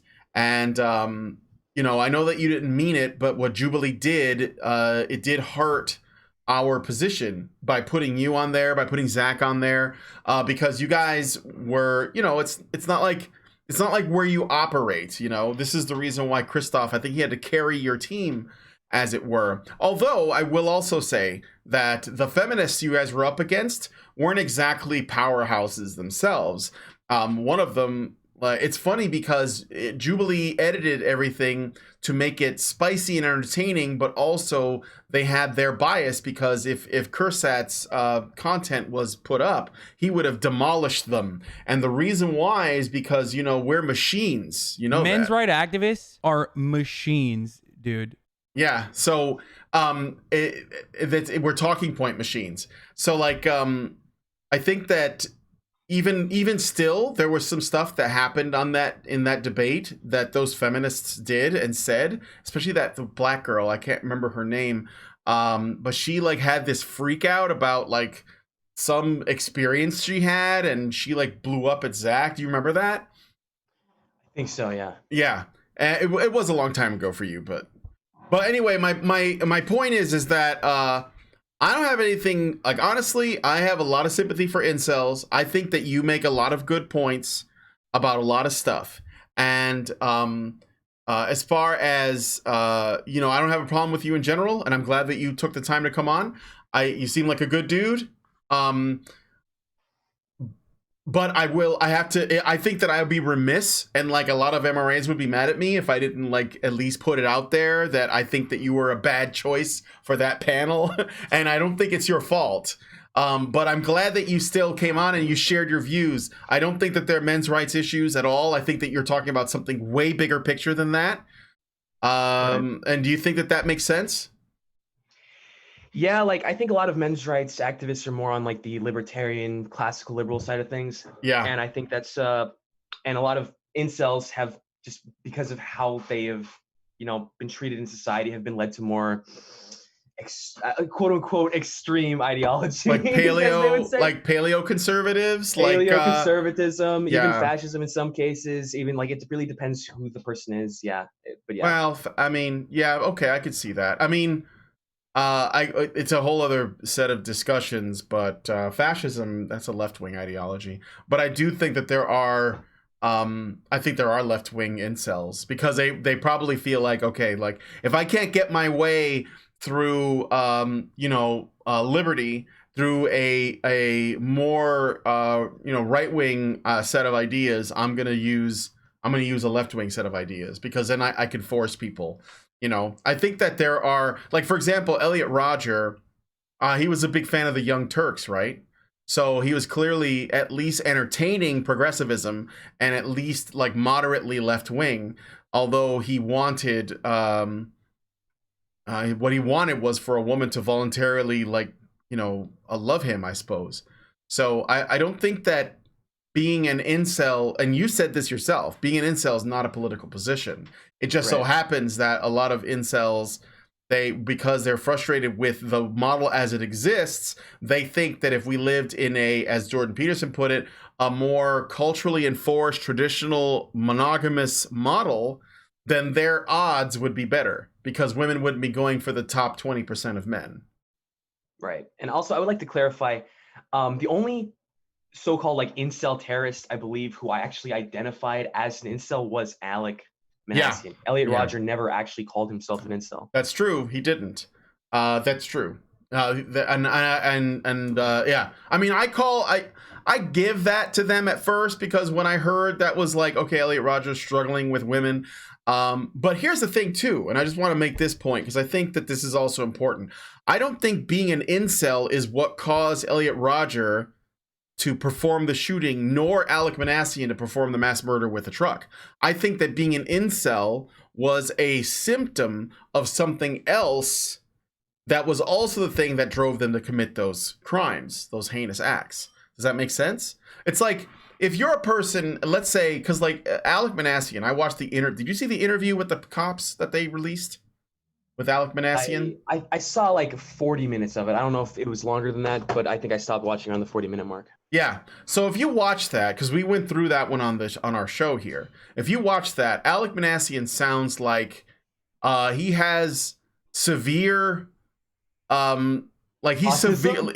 a severe. I was gonna say autism, but I'm not like, I don't want to be an armchair psychologist. But he had some kind of severe disconnect from reality. Like, he was saying things like, "Oh, we're gonna move these people from a life state to a death state," and he was like into video games and stuff like that, right? And I was like, "Dude, this guy is not okay in the head, okay?" And I think that, and he was also young. I think he was in his 20s when this happened, but he was bald. He looked like, he looked like George Costanza, like from Steinfeld. Like he looked older than he was. And I think that in his case, at least, and I think Elliot Rodger, he had like some narcissistic disorder, I'm fairly certain. Like his stepmom, she like abused him really badly, and his father was never around. And, because he was like this busy Hollywood producer and stuff, and God knows what he was exposed to. But I think that these two guys are examples of people who had psychological, emotional, mental problems, and that is what made them incels, because women could see that, and it like made them uncomfortable, and it sort of like isolated them, and you know what I'm saying? So I personally don't think that being a virgin makes you crazy. I think that being crazy makes you a virgin. Does that make sense? Well, to a degree, I would say, funnily enough, I would say that Elliot Rodger's main problem, and the reason why he had these problems in the first place, was because he was half Asian. Like I think his father was Jewish and his mother was Southeast Asian, and he's living in this predominantly white area filled. Mm-hmm. Yeah, he's surrounded by white men and white women, and like as many people have pointed out, Asian men typically have more feminine features than. They have lower testosterone on average. Testosterone, yeah, and they're shorter. And being short, that's like, it's women not into that unless they're shorter than you. But yeah, being short is a particularly problem. where he lived. Yeah, particularly where he lived, it was a death sentence. And I feel like because he grew up around white women, he thought that he was, he wanted a white woman. He wanted this blonde white woman because he was surrounded by blonde white women his whole life. And this probably did cause a resentment factor over time. And this is what led him to feel like, I grew up in this area around these women. Why don't these women like me? I feel like he could have just drove somewhere else, and he had the money, he had the means. He could have just gone somewhere else, but he wasn't willing to. And I understand why he wasn't willing to, because again, this was his home, this was his life, this is where he grew up. So I can kind of see where he's coming from. And if anything, I know this is kind of controversial. It would be, it's more of a case of sometimes different people shouldn't be in areas like this because it might lead to bad situations in their life growing up. They might not have an easy time finding a girlfriend if everyone looks different than they do. Like if he's different than everyone else because of how he looks racially, then of course he's not going to be able to find someone. But wait a minute, that doesn't add up, because earlier you said that there's that saying, just be white, where if a white guy goes to a Southeast Asian country, he'll be the only guy that looks like him, but he'll do a lot better with the ladies. So why would the opposite apply in this case? Because it really does depend, like, culturally where you are. Like in Southeast Asia, white people do have an increased there's an idea of increased status for white people. Yeah. And there are, like, in like London and LA, for example, there is more of an increased status for certain ethnic men as well. But where he lived, especially with half Southeast Asian men, there isn't really an increased look status or exotic factor to him and to his type of, I guess, race. And this really did not benefit him. Like we see this with a lot of Asian men. A lot of Asian men seem to suffer in the West and even in their own countries because there is not this increased cultural status thing for them. And they don't really do that well. Yeah. Okay, well, I still think that Elliot Rodger seems like he was the product of tremendous abuse, and I think that that's probably the biggest part. But I could see like what you're saying with him, perhaps like just being like this, short odd man out. But I have to ask myself, like, did Elliot have friends? Because I think the first people he killed were like his roommates. And so, if I remember correctly, so I mean, he must not have been friends with them. I don't know. So, like, that brings me to something else, because I know we've been going for a little over an hour and a half, so I should wrap this up pretty soon. But it brings me to something else, and I appreciate you sticking around again, to have this conversation. So, with incels, one of the other things I was thinking is that perhaps. And I mean, I'm not discounting any of the other factors we've talked about, because I think that all of them apply. But one of the other things that I think could be helpful is that I don't believe that incels are just isolated from women, but they're also isolated from men as well, like isolated from people in general. They're kind of, they're lonely, period, right? And they may also not have a very good relationship with themselves. So I wanted to ask you if that is also something that you have seen, or if I'm like way off the mark. It really does depend from like person to person. There are a lot of incels who are friendless, like probably a lot, but like quite a lot. But there are also incels who have many friends. There are incels who have social lives. There are incels that can make women laugh. There are incels that have like a normal job, a normal career, a normal existence. And yeah, they I would say, if anything, most incels would have just a negative perception of themselves. That's like probably the biggest problem, and they fall into a nihilistic worldview because of it. And some people try and work to overcome it, like I have. Like I've lost like over, like, I think 180 pounds at this point, and I've gotten the job. I'm also learning languages, which has also helped me with my job stuff. And I'm just, not everyone is trying to better themselves. I'll admit that. Like, there's some people who just give up and they are like nihilistic about it, and they're lonely and depressed and they have no friends. But a lot of people also find comfort in meeting people online who are also incels, and they have like these online friends. I know like certain older generations from like what is it, like Gen Y, Gen X, millennials, and some millennials, some older millennials and above, they can't really relate with some of the online friendship type deals. But most people can get friends through online. Most people get married from people that they meet online nowadays. And I think that it is healthy to have friends that they've met from the forum that have similar issues to them, and maybe in some cases they can give them more support and lead them down the right path of like how to look smacks, how to make more money, how to attract a woman, and under certain cases how to move to a better area, etc. And yeah, that's just how I view it, I suppose. Mm-hmm. No, I agree that it depends on from person to person. I just think that I guess what I'm thinking is that, so one of the problems that I talk about a lot on our show is the way in which social constructivists, feminists, and busybody types like that, leftists, etc., they butt in to spaces that men have traditionally occupied, have historically occupied in the majority. And they force themselves in there. They ask to be let in. Those men say, sure, come on in. You can be a part of this subculture, whatever it is, right? We'll welcome you in. And then as soon as they get in there, they say, you know what? I don't like any of these things, and we want you to change all of that, right? You know what I'm talking about. It's like, I know, you can, gaming, you can talk about like action movies, you can name your whatever. All of the male spaces, that's what happens. They get involved, and it's usually led by women, and they say, you know what, we don't like any of these things. This is sexist. This is objectifying. This is offensive. Get rid of it. Get rid of it. Get rid of it. And then they do, and, or they start to, because they're kind of like, white knight types that are just like, well, whatever she wants, milady, let me do this for you. And next thing you know, that subculture is infected, and it's unsalvageable. So, the thing that I'm thinking is that I don't think that there are any male spaces left. I think they're almost all gone. The only thing that's really left, I think, might be strip joints. And even then, the problem with strip joints is that it's a bunch of guys getting together to admire a woman or multiple women. And I'm thinking that what we need is something like a what we used to have in. Back in the day, there would be like lodges or clubs that men could be a part of, right? And they just go and just hang out with other men, and they would mentor each other, and they would share stories, and they would use it to cope with personal problems. And they didn't have to necessarily sit in a drum circle and like smoke weed and talk about their problems, but rather they would just spend time with other men, be in the company of other men, and then that would be like a way of, I guess you could say, it'd be a way in which men could recharge, learn stuff, etc.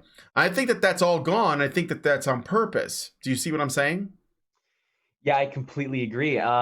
This is why on the forum, on the incel forum, they have a strict rule: no women allowed, no e-girls allowed. We can't have any women on the forum.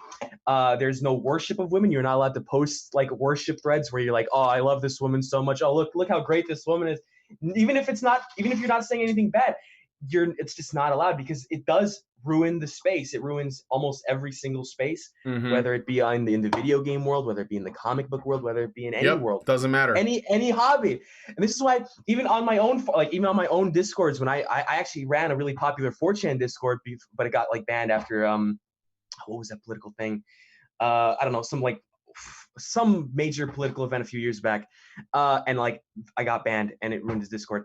I had a rule on my Discord. This was a Discord that had over like 600, 700 people in it. No females allowed, not a single one, because the people would orbit her. People would be like anytime a female would come in, the orbiting would begin. The worship of this female would begin. Like arguments would happen because of this female. It can't be allowed. Females in male spaces causes conflict. It causes problem. It causes disorder and chaos. And we cannot have disorder and chaos in male spaces. It can't be allowed. So I completely understand what you're saying. And look, we do need more male spaces, and there aren't really many male spaces left. That's why I love the forum, because there's not really any women on the forum unless they're pretending to be a male, which might happen here and there, but it's very rare. Well, I have some news for you, because this is something that I'm going to do. Like, see, when I was a kid, I remember we used to have the Boys Club. It was a publicly funded service that young boys, because I live in Chicago, and I live in a really rough part of Chicago. I was born here. I'm Puerto Rican, and there was gangs and single motherhood and drug abuse and alcoholism and crime all over the place. I grew up around it my whole life. But when I was a young man, like between the ages like 7 and 9 or 10 or something like that, I was in the summer, I'd go to the boys club because it kept you off the street, and they would have all these activities, and we go on field trips and stuff like that. The boys club is gone now. It's been gone for decades. Like they got rid of it because, well, Chicago is the most corrupt city, governmentally speaking, in the entire country, and that money never gets to the children that need it the most, which is why you can never trust the state. But going back to what I was saying, what I observed is that now that there's no Boy Scouts anymore, at least women can now join the Boy Scouts, or girls can. All of our shit's gone, basically.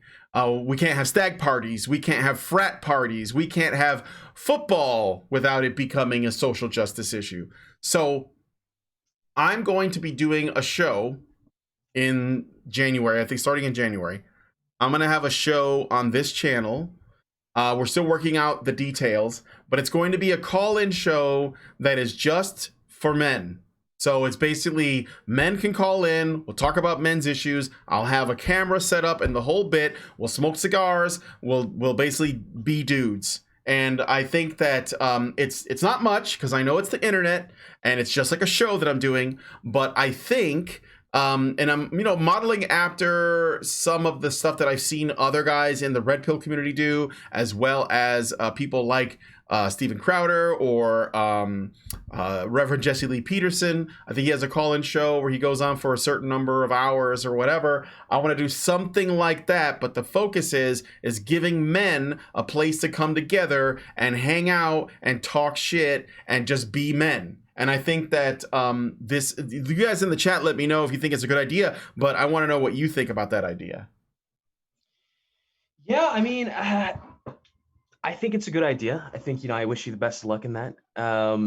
And hope it, how it works out and everything is great, because there aren't really any male spaces anymore. I'd wonder though. I wonder if any females are gonna try and call in.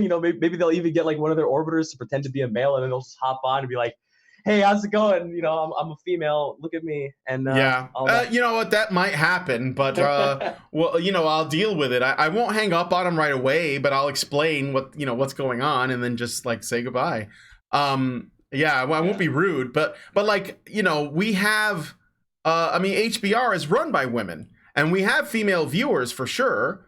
But I think that, it's fair to say, this isn't like a safe space thing. That's one thing that's important. I'm not going to treat it like that. But, I think that, we have another show that we do. It's called Men's Mental Health.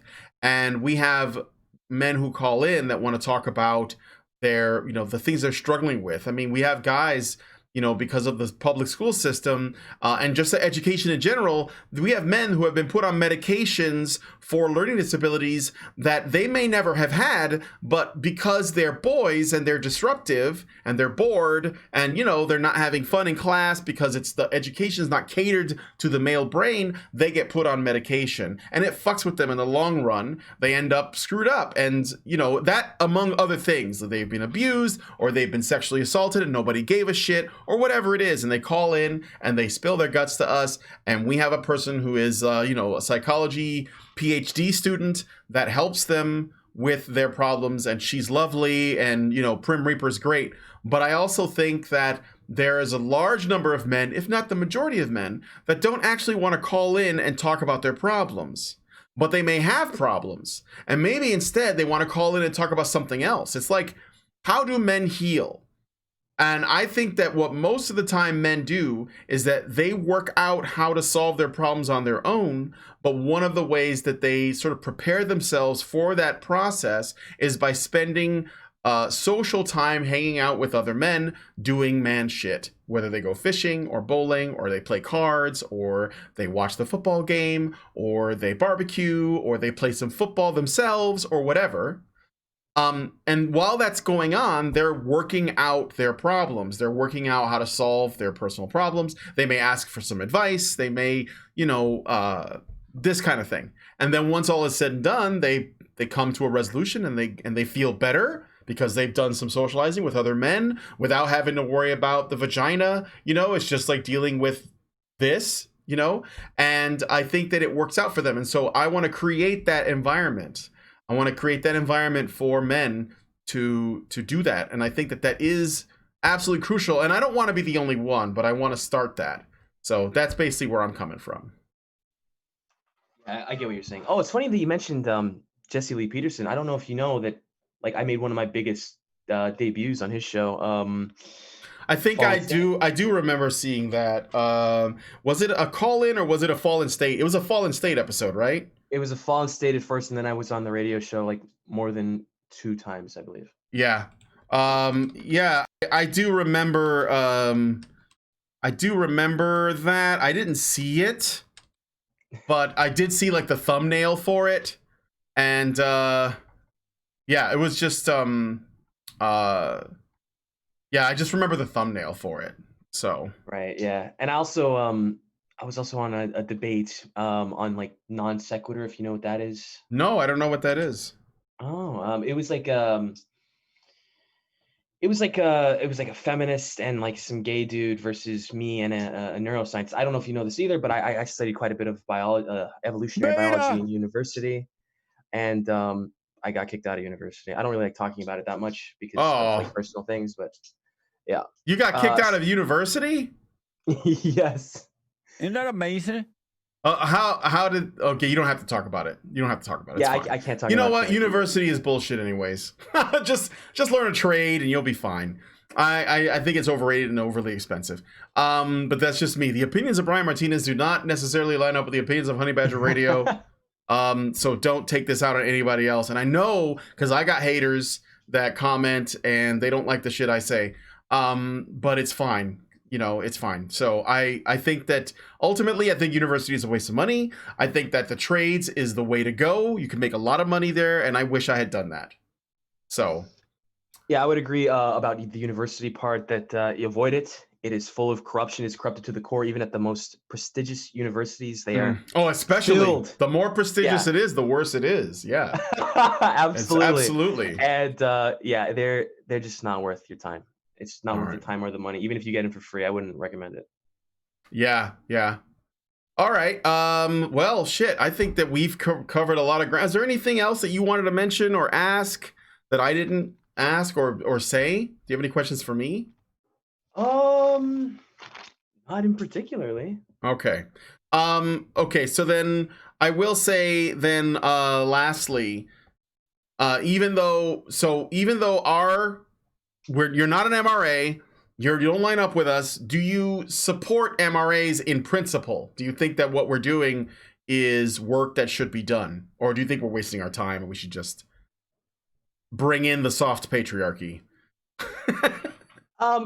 Look, I mean, I would say that I understand where a lot of MRAs are coming from, but I would say that a lot of you guys are a bit more on the I would say that you guys a lot of the time are more blue-pilled on certain aspects than some of the incels are. I guess it's just a matter of just ideological differences. It doesn't mean that we hate you. I guess some people might hate you. Well, yeah, I mean, we got haters, but whatever. Would you say then that we are more blue-pilled than you? Does that also apply to MGTOW? Yes, it would apply to MGTOW. Yeah. Okay. So you think MGTOW are more blue-pilled than you guys are? Yes. Okay. I would say that is a very common belief, yeah. I know. I talked to the other guy. He said the MGTOW are just incels that don't want to admit it. So then would you say that, and I'm not going to go into that because, that's another hour probably. But yeah. But would you, what is an example of something that you think that we're not red-pilled on? I just want, so that maybe it'll give me something to think about. Well, I feel like, for example, there's a lot of men who they say something like along the lines of, this is very common among like MGTOWs and certain men's rights activists. They say, never get married because getting married it'll destroy you. You know, you're like the divorce rates, et cetera, et cetera, et cetera. Well, we need to look at why do these divorces happen? Why are you getting destroyed? And what we can see, what the factor is, like the major factor of why men are getting destroyed in marriage is because they are getting married to a non-virgin. And I hate to bring up the stats on this, but statistically speaking, we can look at women who are virgins versus women who are not virgins, and we can look at like what happens to their mind, their pair bonding abilities. You know, like how women pair bond monogamy in a monogamous fashion rather with a man.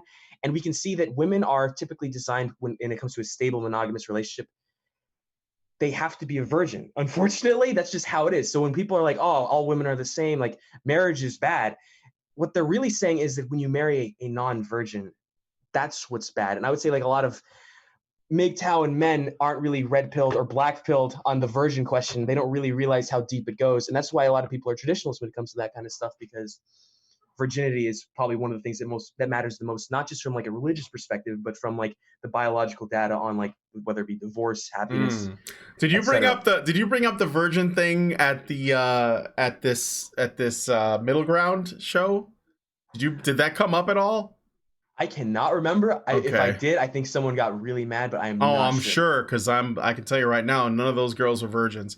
Absolutely. Well, I can tell. I see what you're saying. I actually don't think that that's an alien idea. I think we all understand that the odds are better, but we also understand that finding a virgin woman when you are over the age, let's say you're looking for a girl and she's over the age of 20, that's like, it's probably not going to be easy, let's be real. Especially if you live in a big city and you're like in college and you're meeting girls in college. Like that's, whew. Oh yeah, I mean, it's like a needle in a haystack. It's like a needle in a stack of needles.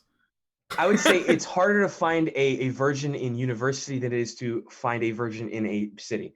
That's all I'll say. Yeah.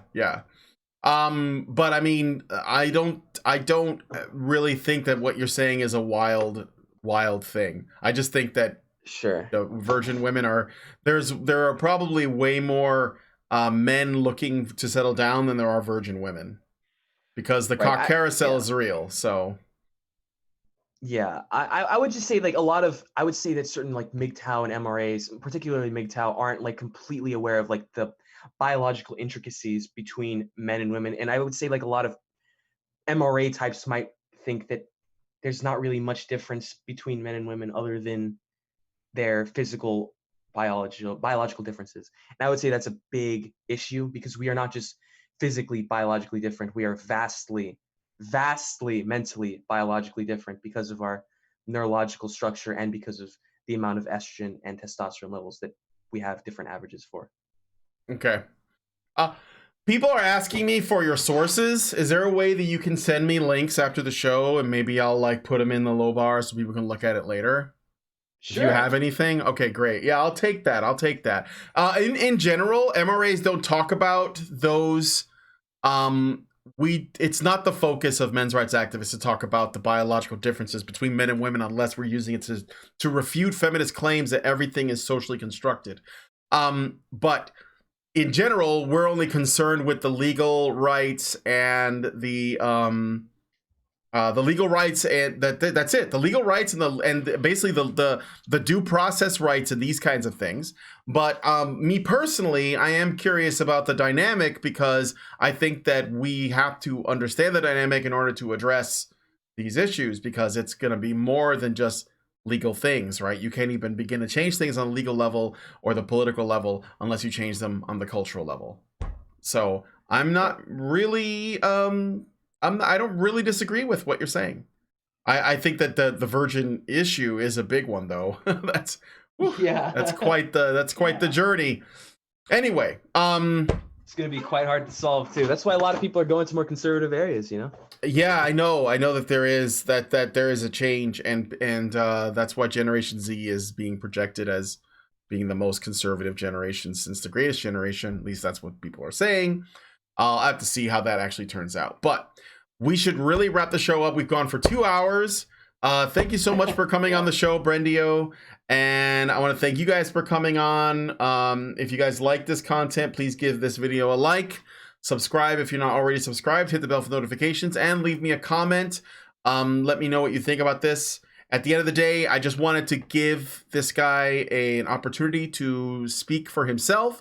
He's not an MRA. He's got a completely different set of values in terms of what's important and what's not. I don't hold it against him for being on that show, especially because he was going with what he knows to be true. And yes, it was a sabotage, but I don't blame you for it. I blame the folks over at Jubilee ultimately, because it's not fair to MRAs and it's not fair to incels either.